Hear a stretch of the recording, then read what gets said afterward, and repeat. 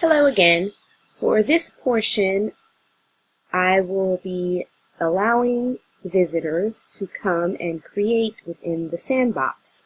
And this island actually has this pretty cool sign already that says Sandbox that I thought was kind of neat. So if we walk through here, I don't want it to be on the whole island, so I'm just going to pick some of this space here on the green terrain. Okay, so I'm going to right click here. Here we go. Edit terrain.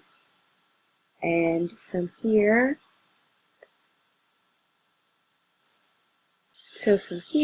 I'm going to left click and try to create this yellow box here, which I would like to use as my sandbox. Next, over here in my building format here, I'm going to click on About Land. From About Land, I then click on Objects, and now I have to give a time amount of how much time I would like to leave for minutes.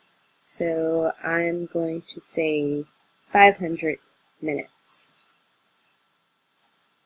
I'll go back to General and click Set.